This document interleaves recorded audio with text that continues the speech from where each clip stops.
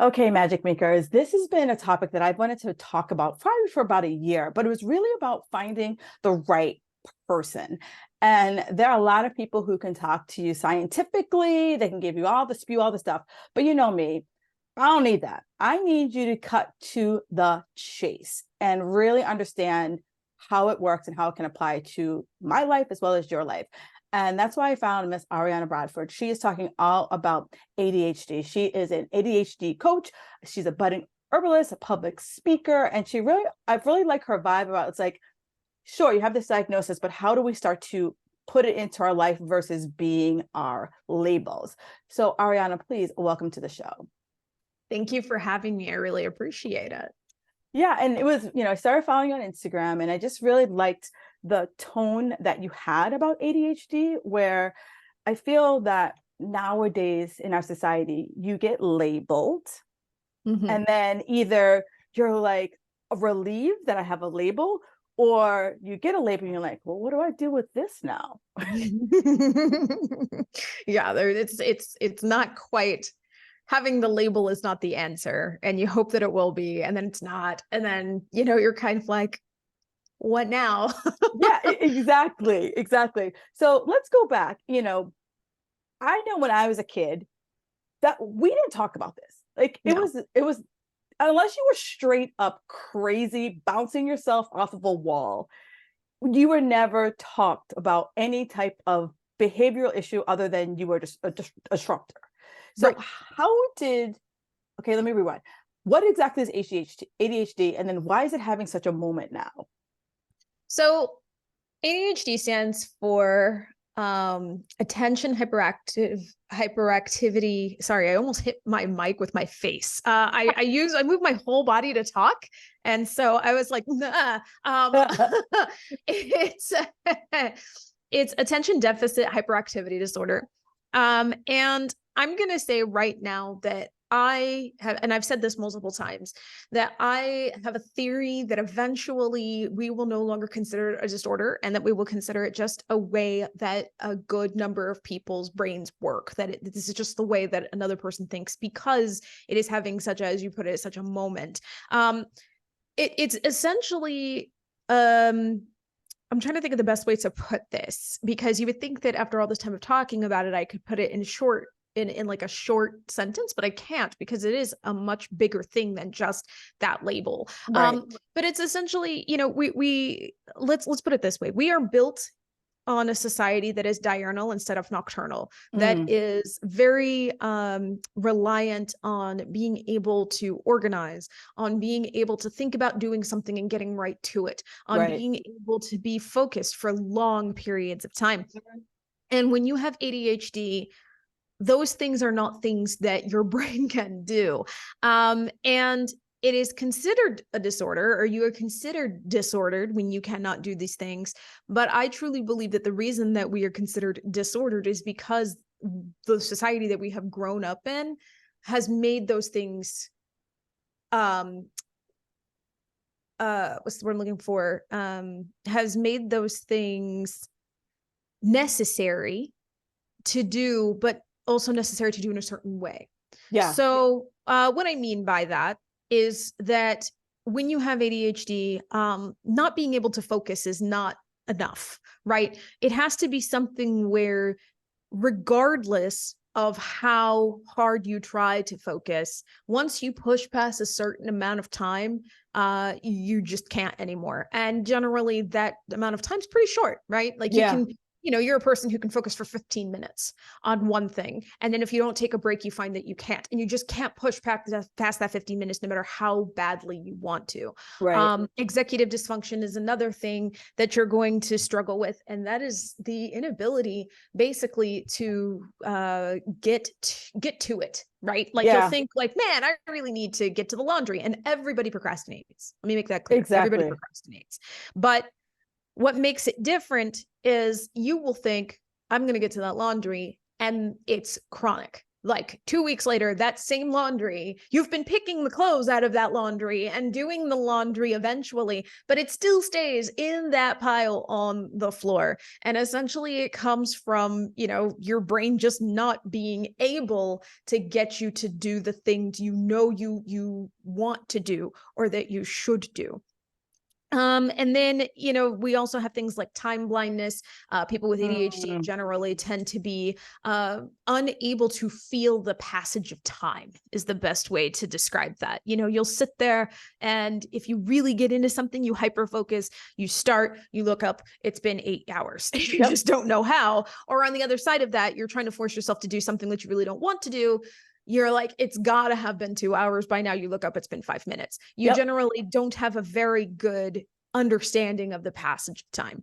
So those are just a few things. And all of that stuff is considered disordered because we live in a world that just hasn't quite caught up to that yet.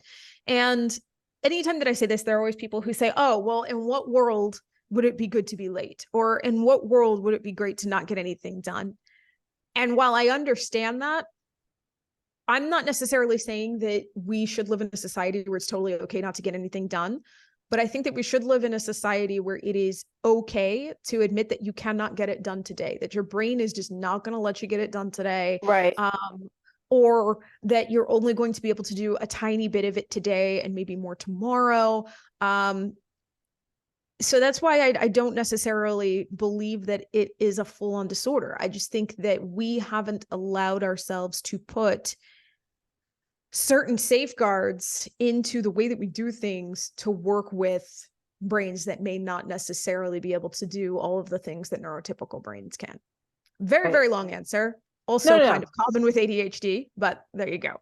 No, but I like that. And I want to there's a bunch of things you said that I want to unpack. Like the first part is like when you said, our society isn't built to deal with people who we think differently.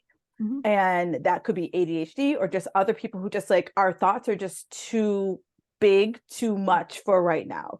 And I kind of liken it to back in I think it's like the 30s and the 40s. If you wrote with your left hand. Yes. It was like, you must write with your right hand, there was no society's still not well made for people who write with left hands. Right. I have talked to so many people who are like, I get pen smudges on my hands. Sitting at a desk is hard when you write with your left hand. It's right. We still haven't caught on to that. Right. But I liken it to that where it's like, you have to write with your right hand. And there was no rhyme or reason for it other than that's what the majority of people did. And so that's how, as you were describing it, I was like, yeah, the majority of people have no problem sitting down and saying, I'm going to work on X project right now for the next X number of hours. And as someone who identifies as ADHD, some days, yeah, I'm all in. Other days I'm like, so what's going on? And you're just sitting here and no matter how hard you tell yourself, park your ass down and get this done, your brain's like, yeah, girl, it's not happening today. It's not happening today. And you're not allowed to say that right now. Right. Right now, or if you say it, you were supposed to feel ashamed or like you failed. You're supposed to be like, oh man, I had to take a day off because, or not take a day off, say that you work and you can't take a day off, but I couldn't work on this thing that I was supposed to work on today because my brain wouldn't allow me to. And that is somehow a failing on my part. Instead of being able to say, yeah, just sometimes some brains just won't let you do the stuff that you need to do that day.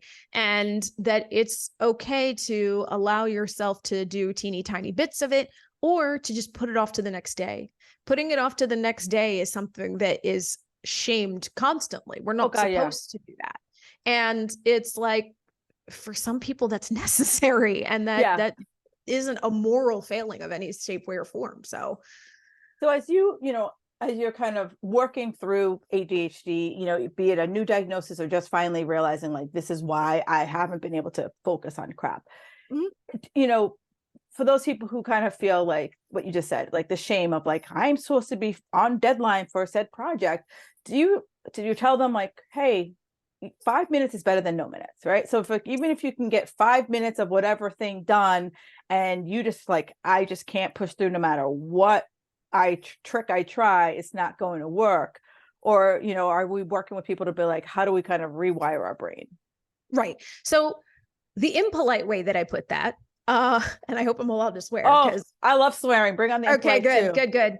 Because the way that I put it is half-assed is better than no-assed. True. So, if I've had clients who have been like, man, I was supposed to have sent out this email, but I really only wrote like half of it. And then I just didn't want to do the rest. And I'll say, okay, well, how urgent is this email? Well, I need to get it out by Friday. Well, today is Wednesday and you did half of it. So half-assed is better than no-assed.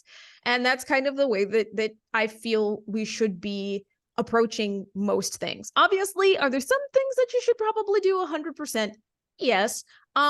But for a lot of things that are connected to work or even household chores, it really is okay to just do parts of it. It really is okay to just sit there and say, I'm going to get to the laundry today. And then you're like, I can't do that. So maybe all you do is wander around the house, find all of the dirty clothes and drop them into that pile. And then that's it for the day. You've still done something.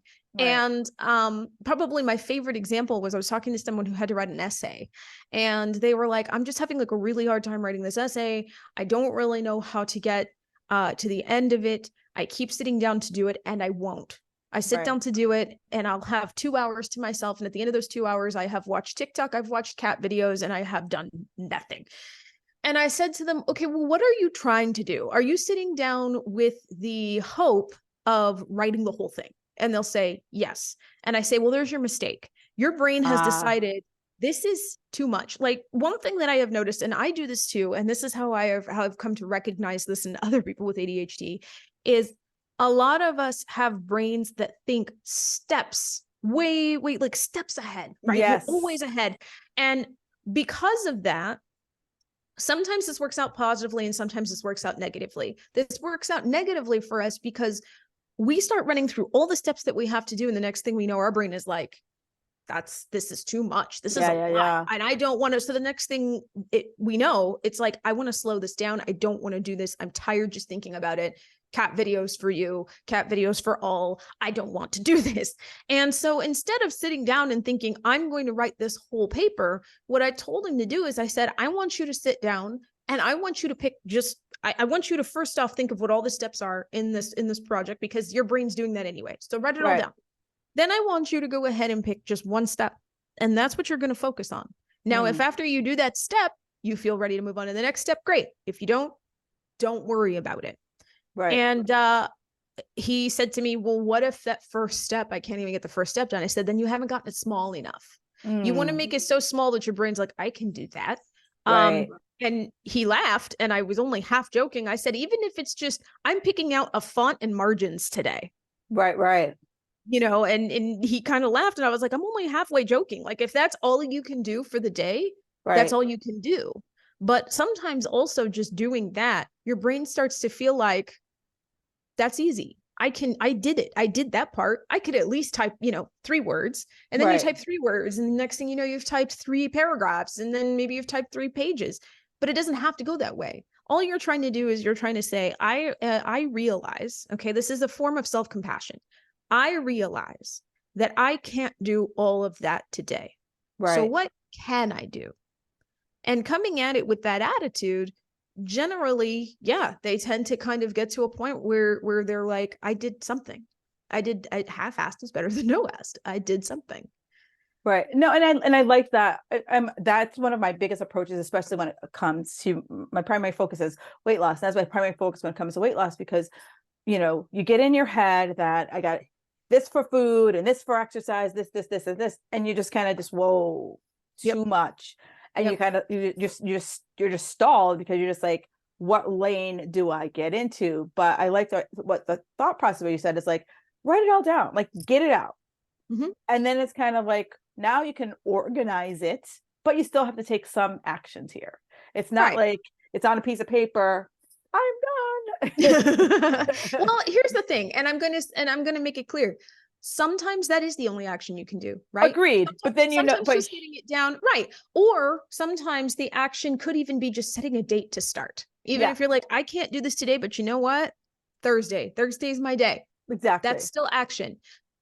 It really, when going back to, I hate that I'm doing so much. We live in a society, but we live in a society that acts like action only is in the body.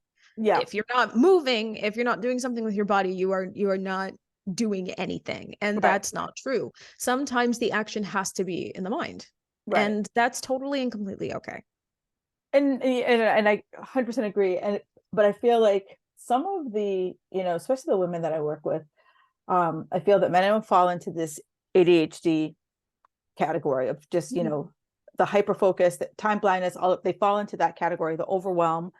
But I also feel like it then pushes into this perfection. Yes. Yes. Of Perfectionism is a huge problem with ADHDers for sure. Because you get caught in that cycle of, why can't I be like someone else? Yes, that is part of it. And I think there's also this fear of, I was doing a little bit of reading recently and found that ADHD children generally tend to receive, I think it's something like 10,000 more negative messages than Mm. regular kids by the time they're the age of 10. That's a lot of times being told Ooh, that there's something about you that's, that is a problem. oh, And when you're told that many times that something about you naturally, the way that you are, something that you can't help is an issue, you're mm, going to try to respond to that by making up for it with other things. And that's going to come to perfectionism, right? That's going to come to, okay, maybe I'm loud and that puts people off, but I started a drawing of a horse. And if I can do this drawing of the horse perfectly, then everybody's going to forgive the fact that I'm loud, right? Or, yeah, okay, maybe I show up late to things, but if I can turn in this report on time and do better at it than anybody else, it'll be okay that I turned up late. We right. almost do it as a way for making up for what we think are our failings, or what even may be failings, but we take it so much more personally Yeah. than other people do, Yeah. because they're not quirks, right? They're not quirks, they're failings is how we look at it.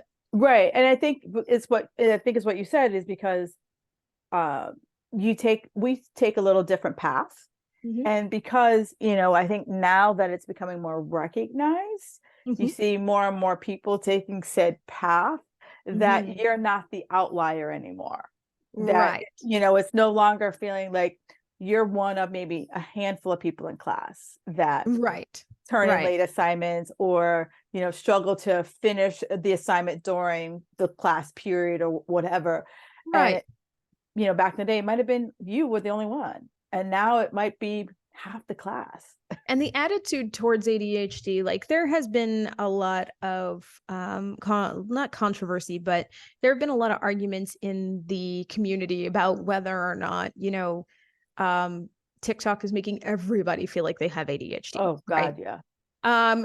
And on some levels, I see that. On some levels, I think that there are some people who kind of lose the nuance of the meaning disorder. And they'll Mm, be like, well, I lose things a lot, so I must have ADHD. And it's like, okay, the point is, does it get in the way of your life? Does it mess with the way that you function day to day? And if the answer is no, then, or if you have no other symptoms, then it's just, you can't really go off of a TikTok video to decide that you have ADHD. That's just what I'm saying. But right. on the other hand, I think the positive part of it is that it has opened up the concept of community, of knowing that you are not the only one Right. that has these issues, that has these things going on, that you thought you were the only one to deal with. I mean, back when you and I were growing up, ADHD was a boy disease. It was a Yes. child disease. It was a disease for kids who were all over the place and misbehaved a lot. Yes. Right? It wasn't for kids. It wasn't for girls. It wasn't No. for anybody who was quiet but tended to daydream. Mm, It wasn't for anybody who did well in school, who behaved. And all of that describes me. When I was a yeah. kid, I got in trouble a lot in my first 3 years, but for most of my elementary school and middle school career, I guess, I didn't really get in trouble. And I was gifted and talented, and I was mostly just kind of to myself, writing stories, daydreaming. So no way would I have ADHD according to them, right? Right. Mm-hmm. So, because I wasn't a problem kid. So why would I have a problem disease? But nowadays we're starting to realize, as we're watching these things, we're starting to be able to see, oh, hey, you do this too. Like, I can't tell you how happy I was when once I admitted that sometimes I need to work things out, and I will work them out aloud. Yep. But I'll be walking down the street and I don't want people to think that there's something wrong with me. So I'll put headphones in and pretend I'm talking on the phone when I'm not. And I remember admitting that and being like, I'm afraid that this is going to be a little bit too and I have people being like, I do that too. Oh my gosh, thank goodness somebody admitted that they do it too. Yes. So it was just nice to, know that you're not the only person who does these things. You're not alone. Yeah, it's funny because you're right. Like, as I like look back at my elementary school, like I wasn't outrageous, right? So like that's when you got attention, when you were outrageous. Yes. I daydreamed. I literally had to talk through my thoughts in order to figure things out. And I still to say I have time blindness. I literally have to set alarms for me to do stuff, because I will like I have those days of hyper focus where I'm just like, today's the day. I'm in it. I'm getting shit done. Yep. And last week I had a podcast interview and I didn't set an alarm, and blew it off. Like at 5 o'clock, I went into my email and they're like, oh, we were supposed to meet at 3. I was like, oh shit. Yeah, no, I mean, and here's the thing. Sometimes that'll happen. Like, I'm generally pretty good, but that's because I have it set up so that I have notifications for everything, and it's multiple notifications. Yes. I don't get a notification. I don't get multiple notifications. I will forget. And it's, especially if I'm not feeling well, or if I've had like a really bad week, I will just suddenly like, this poor woman, she was super kind about it, but it happened 3 times that I kept forgetting that I had a meeting with her. And it was just because it was one of those where it literally reminded me once, and once ain't enough. No. Once is not enough. And so it would remind me one time, and I'd be like, okay, I have this thing tomorrow. And we were also going through a lot at that time. A lot of stuff was happening in the house. And then I would get an email saying, hey, so-and-so has been waiting around for you for like the last 2 hours. And I'm going, oh no. Like, right. It's very common. But that's been something also. It's funny. I had this conversation with my husband recently because I had somebody who was a potential client who got frustrated because we were going to have a meeting. They forgot it. And the second time I kind of said, hey, listen, if you can't guarantee that you're going to be there, then we shouldn't have the meeting. And they said, but forgetting things is normal for people with ADHD. And I didn't want to argue with her. So I said, sure, just let me know, because if you want to go ahead and pay for the first, whatever, like, we kind of had like this conversation. She decided she didn't want to, that's fine. But I talked to my husband about it later, and I said, I feel like sometimes we assume that because it's common that we shouldn't do anything about it. And we still need to do something about it. You know what I mean? Like, you have your notifications and your alarms. I have my notifications and alarms. And do those glitch sometimes? Absolutely. Yep. But if we just kind of also have the attitude that, well, I tend to forget things completely sometimes, and that's just the way it is. That's the other side of the coin that I think some of us make that mistake on, is we tend to assume that, well, yeah, I have this problem, but that's just the way my brain works, and there's nothing that I can do about it. That's also not working with your brain. Working with your brain is not ignoring it and just kind of letting the world deal with it. And it's also not trying to change the way your brain works to try to make it so that you fit in with people who are neurotypical. It's kind of a balancing act. Yeah, no, and I agree wholeheartedly with that. For me, it's more about, okay, yeah, you got this diagnosis. Now it's not like I can just always push it off on that. It's like, okay, what are the tools that I need to help myself not be myself?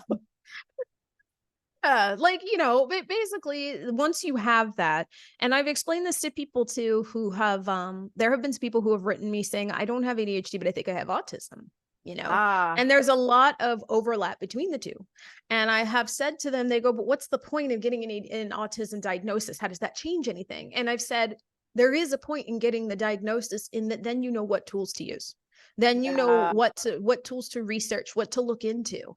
If you don't want to get a diagnosis, I always say diagnosis and medication are two very, very personal choices. I will never push anybody to go get a diagnosis, nor will I ever push anybody to get medicated, because those are two things that, you have to decide.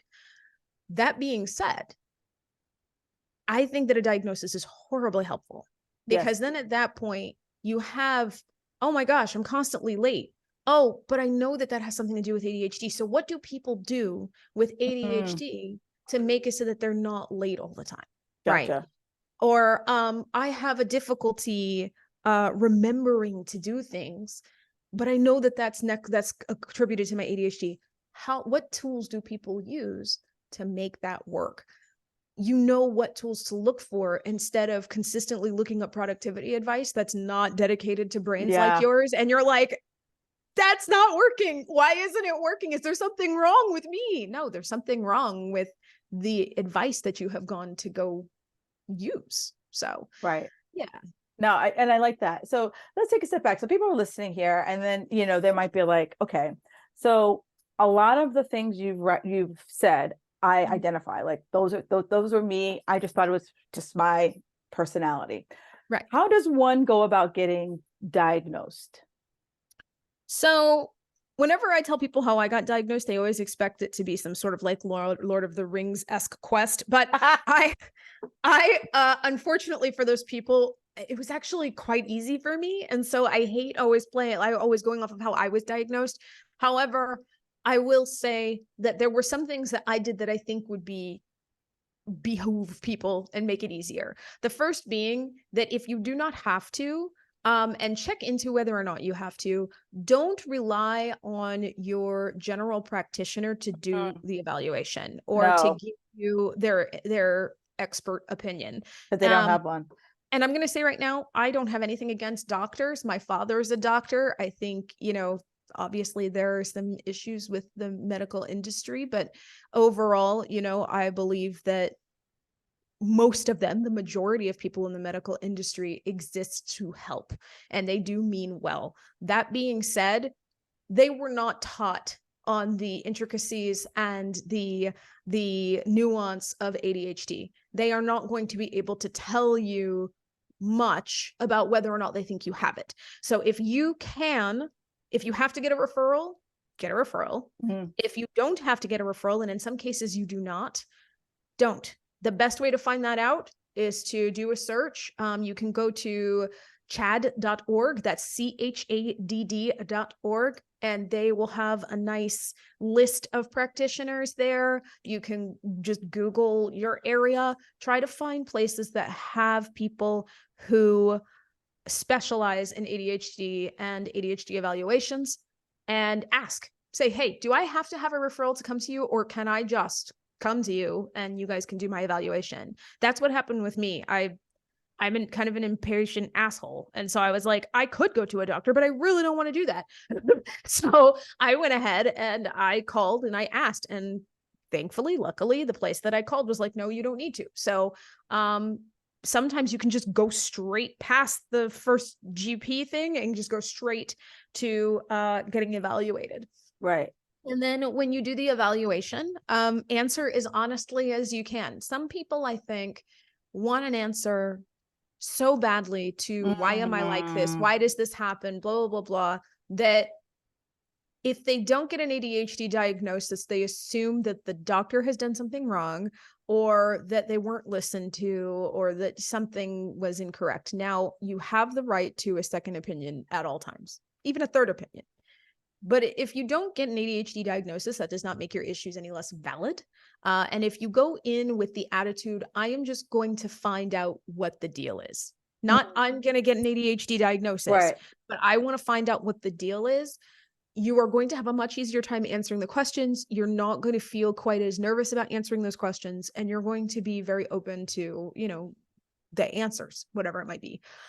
And then just kind of have it in your head ahead of time that whether you are going to be medicated or not, that you would like to have some psychotherapy help if you can afford it.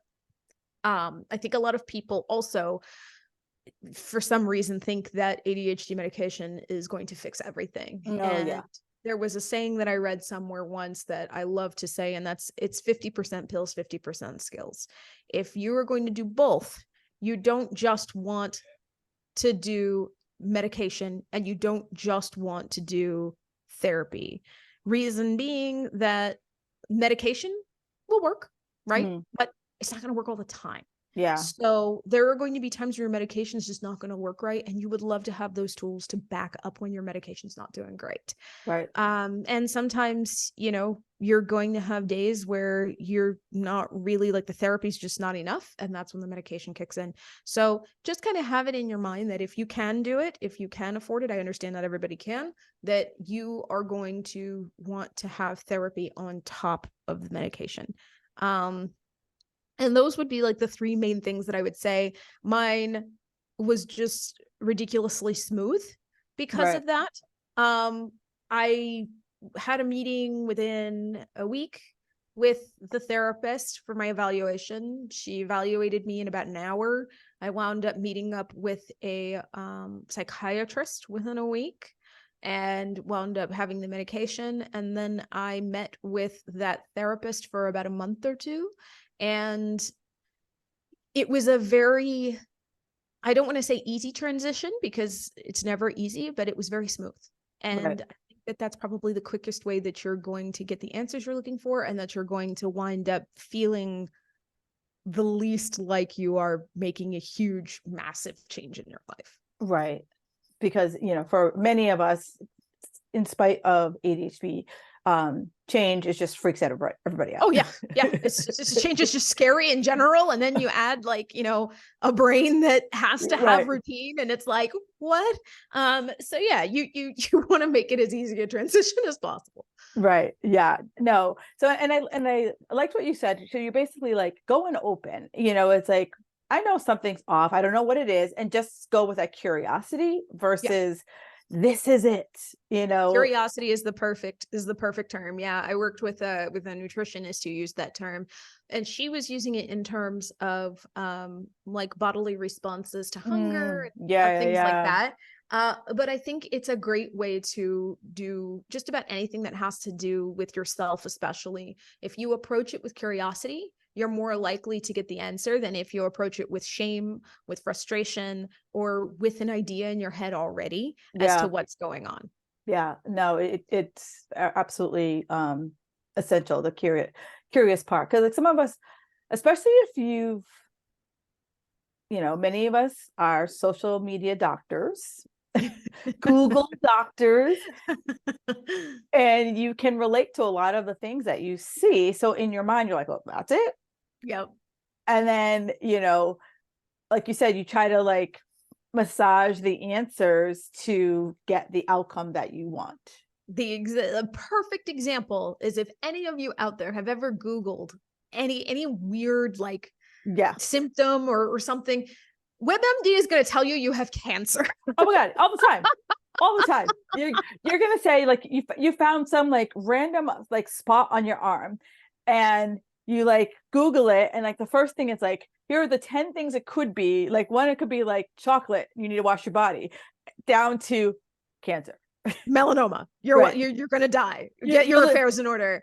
right. You're like you'll skip past the chocolate, wash your body, freckle. Yeah, you won't see Yeah. the rest of it. You'll just see the cancer, and And you'll cancer is freak like the out. 30th Like, thing on the list. And you're you like, can't what's do that? Yeah, I haven't been sleeping well. You have a brain tumor. You know, like, you can't always go according to what you see on the internet, man. You cannot always trust that. Yeah. So I totally get that. So now you said that ADHD is more of a brain thing. So it's a more brain, and then behaviors come out of what's the transmissions in your brain, or is it behaviors?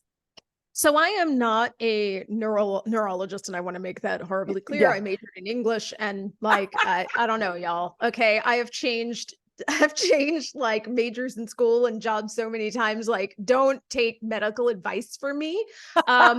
But from what I have researched about ADHD and read about ADHD, because, you know, this is what I do, so I read about this stuff all day long.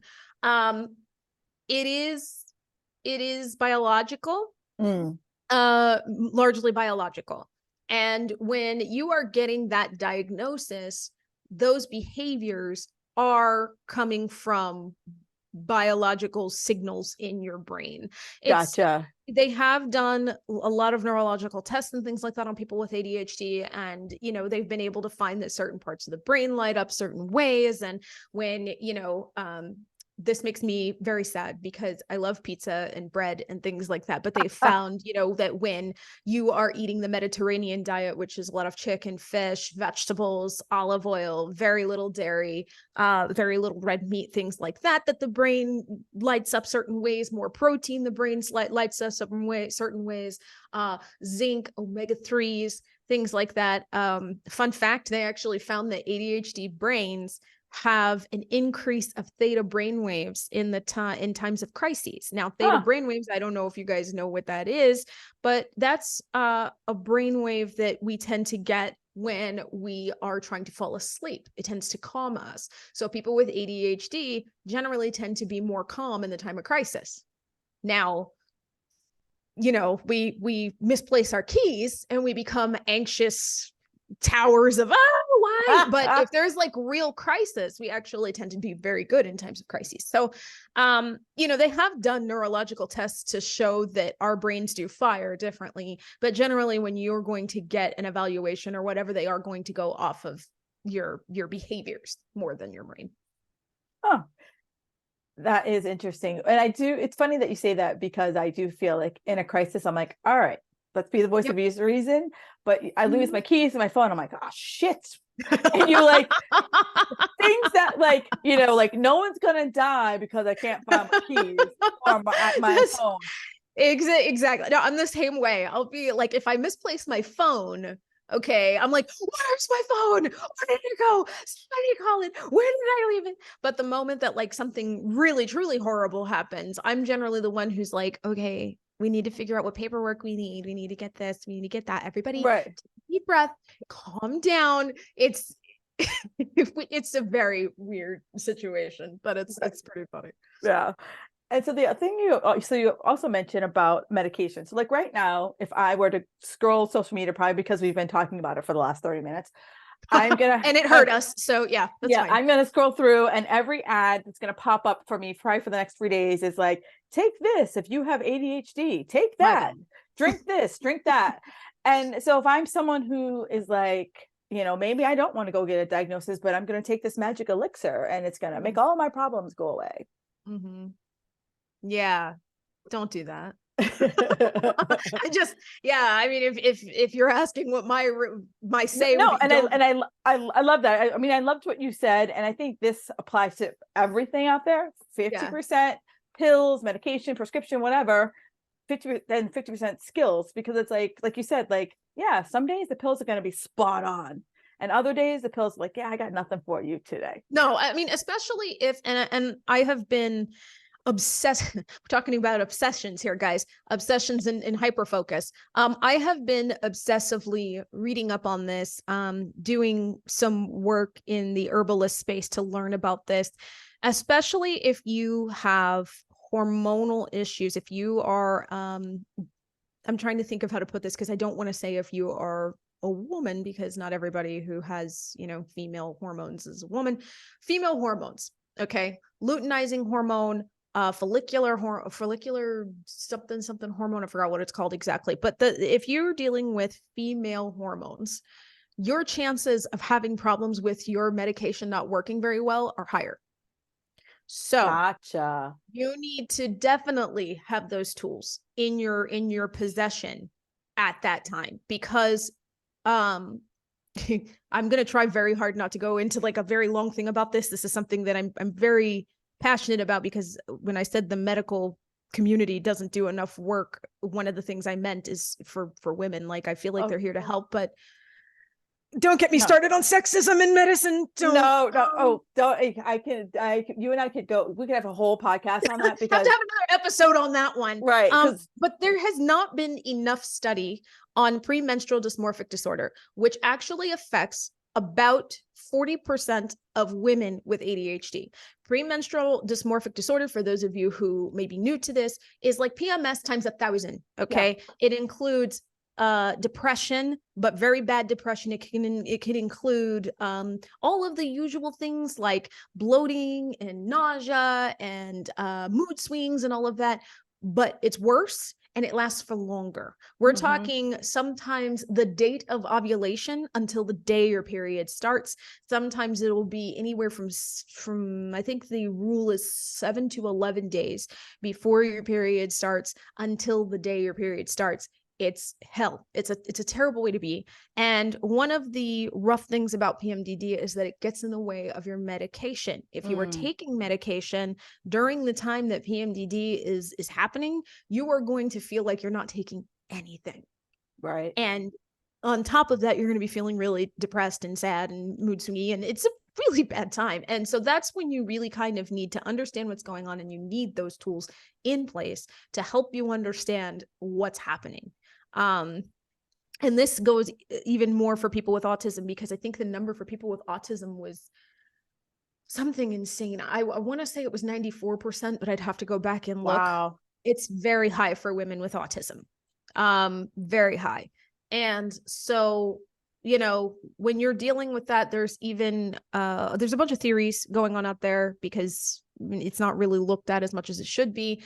There are theories out there that it's not even a hormonal imbalance. So if you've gone and you've gotten your hormones tested and they're normal, that's actually quite common for women with PMDD. It turns out that it might be more of like your body's having an allergic reaction, for lack of a better term, to your hormonal shifts, which are normal in any cycle. But because we're more sensitive to that, anytime that anything in your hormonal levels change, you're going to feel like crap. You're going to suddenly have an increase in your symptoms with not a lot of relief coming from medication. So all of that to say, when you back up, that if you are not equipped with the tools to deal with when your medication's not working, and by tools, I don't just mean physical things. I don't just mean, productivity ideas. I mean also being able to give yourself compassion, being able to understand that you need to be nice to yourself, understanding when you just really kind of need to roll with that energy and only do the things that you have the energy to do. If you don't have those tools in your toolbox, it's going to be a really rough, 2 weeks for you every single month.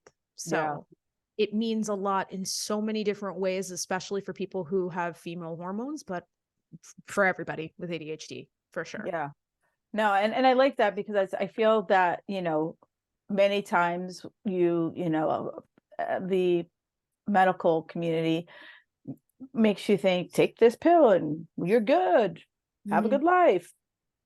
And I like that, because I know that many of the people who I know who are on ADHD medications, some of them, they just feel like they feel worse on them.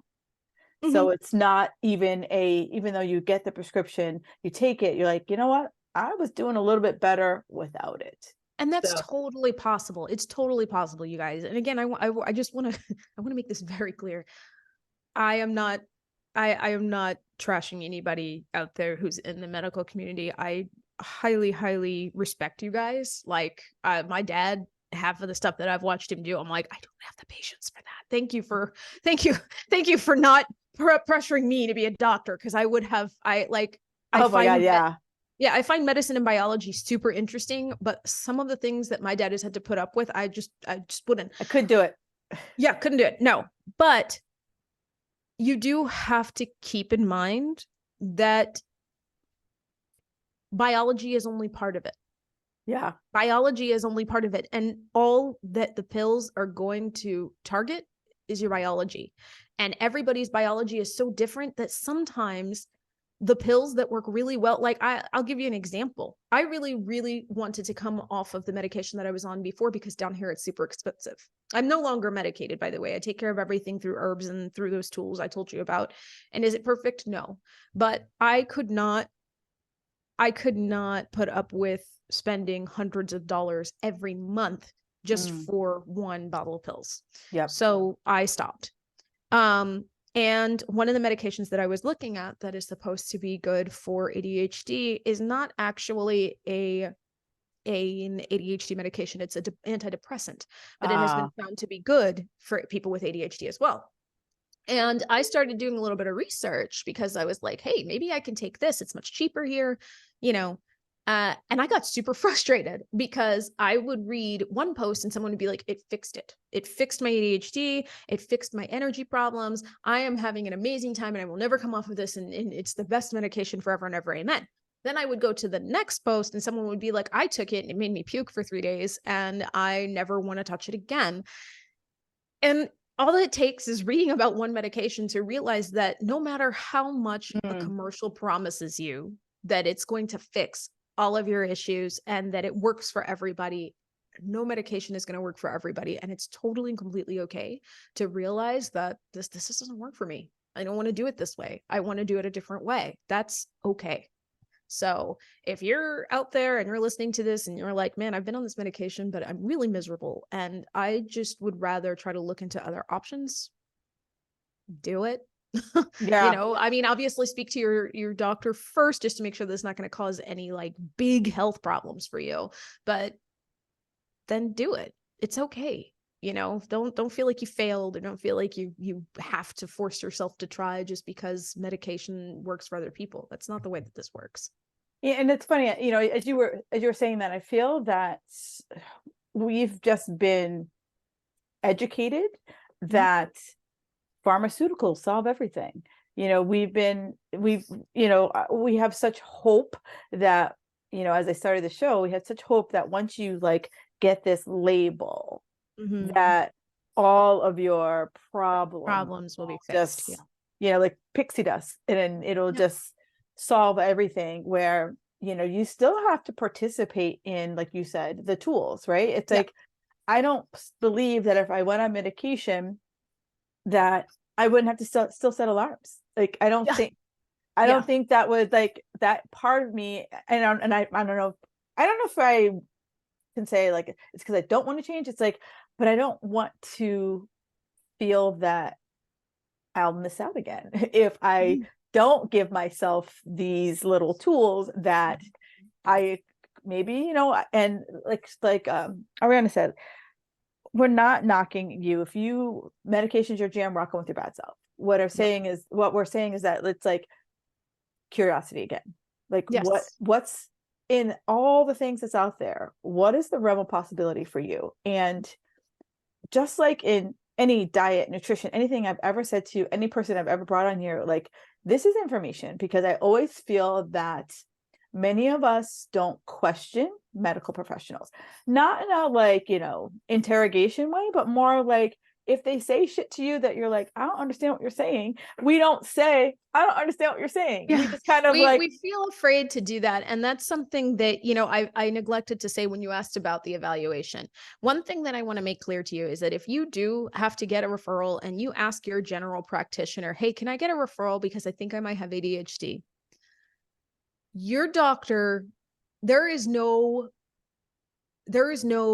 that's going to hurt you, no harm in getting evaluated. So I can't think of a reason why your doctor should tell you no. And if you are like really, really wanting to, you have to understand that you guys need to be a team on this. And the best way to put this to your doctor is to say, for my peace of mind, I would like to have an ADHD evaluation. No doctor worth their salt is going to hear you say that and is going to say, yeah, but still no. And if they do, then you need to start working on trying to find a different doctor. Doctors are supposed to be on your side. They're supposed to be on your team. Granted, I want to make that clear. That does not mean that they always need to be doing what you say, especially if they think that it's going to hurt you further. But they are supposed to be helping you. Yeah. And just like you would with anybody who is supposed to be helping you, you need to be willing to ask for what you want and to ask when you don't understand something. Yeah, agreed. And I know that it took me a long time, you know, a lot of things I just accepted. It took me a long time to finally be like, Dr. So-and-so, like, I don't get it. Could you like re-explain that to me? Hmm. Or if I, did my research and I came in and I said, I want to get, evaluated for ADHD. I want to go on hormones, whatever. And they're like, then you're like, no, I need to get a second opinion, because Hmm. if you're not willing to have the conversation, that's a immediate no for me. Like, Right. have the conversation. You might have your opinion. I'm going to have my opinion, but at least we have the conversation. You Right. don't kind of gaslight me into thinking like I don't need it. Right. It's something where, unfortunately, there are some doctors out there who speak to their patients like children and don't feel like they need to explain their reasoning. Yeah. And you have to understand that because I said so is not an okay reason when you're talking to an adult. You have to be Right. able to explain why. And if they don't understand, you need to be able to put it in ways that they do understand. Right. That's the fair way to treat any adult, really. Right. So, I'm not a 5-year-old asking why I can't have a sugar cereal yeah, at the grocery store. I'm exactly. like, yeah, because I said so works in that situation. Exactly. But it does not work in a situation where I am asking something connected to my health or my mental health or my body. Right. Exactly. Exactly. Like I got to tell you, this has been more than I expected. I'm like, I always go into my calls. I'm like, these people that they totally just seem like they just get it, and my people will get them. And you come on, and I'm like, damn, so good.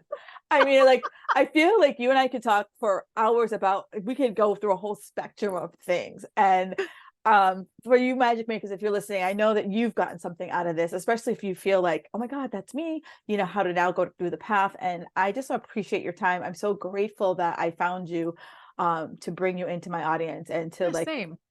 really follow her. Like I said, like, it's just, I love just basic, like I am a basic person. I need basic information. And the one thing I always ask all of my people before I close the show is like, what's one thing that makes you feel magical? Um, and I've been thinking on this. The thing that makes me feel magical, I think, is gratitude, if I was going to put it that way. I know that that's something that's probably making some people roll their eyes like, okay, whatever. And it's like, listen, I'm not actually, it's an ongoing joke amongst my friends that I am not an optimist, really. Like, Mm, I should say I'm not a toxic optimist. I'm not a person who right. sits there and says everything's great just because I want to believe everything's great. But I try often to sit back and force myself to be in the moment and look at what I have Mhm. and be happy for the positive things that are in that moment. Do I always do it? Is it always well done? No. But when I do it, I do tend to feel quite magical. It does tend to feel quite nice. Awesome. I do love that. And you're right. I feel that gratitude gets like so much like toxic positivity around that, Mhm. but I love the be in the moment. And I Yeah. feel that so many of us struggle with that, like, ADHD brains especially. And be that's here. why, I'm never just saying it to be annoying. I am I hope that you can hear from my voice that I am not a person who's like, meditate in the moon and then suddenly everything will be saved and fixed. And that's not the way that this works. But meditation does help.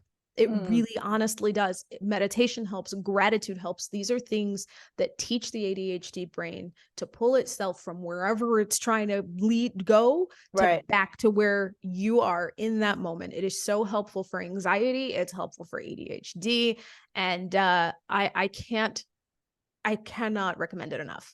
So yeah, if you're listening to this and you're like, yes, my brain does tend to want to go to the zoo when I'm here, then Right. that's a great way to learn to be grateful and to learn to be mindful and to learn to be in the moment for sure. Well, I absolutely love that. And so, ladies, Arianna, where can my ladies find you on the socials? So you can find me on Instagram at the Ari Bradford, is my handle. You can also find me on YouTube. My channel is called ADH Done. I do a lot of app reviews on there, like kind of looking at reviews from an ADHD friendly standpoint. Mm, And I also tend to talk about um, productivity methods that I use that generally tend to help me stay on course. And yeah, you can also find me at my website. I have two. I have my ADHD website, which is youradhdone.com. And then I also have the ariannabradford.com, which is where you can actually find more of the stuff I do, where I talk about herbalism, I talk about writing, I talk about ADHD, I talk about living in Costa Rica. So yeah, you kind of have a couple ways to find me. Perfect, perfect, perfect. Oh, Magic Makers, I hope you got as much out of this episode as I did. And if you are one of those people who identify ADHD or actually have been diagnosed and you have something that you want to add on, love to hear from you. You know, I'm sure Arianna would love to hear any apps that you're like, hey, I've been trying this app and it sucks. For sure. But trying this app and, you know, what do you think? Absolutely feel free to reach out to her and follow her on Instagram. She does, even if you're not ADHD, she does a lot of like, I think just very like to the point, like life commentaries. So ladies, enjoy the rest of your day. And thank you so much, Arianna, for being on the show today. Thank you for having me. Bye.